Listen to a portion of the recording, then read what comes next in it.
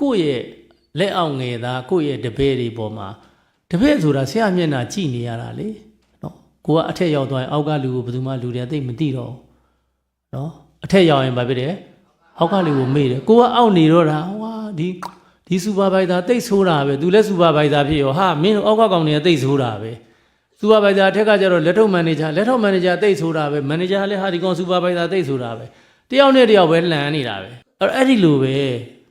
ကိုကယာရုကြီးသွားပြီဆိုအောက်ကလူကိုနားလည်ပြီး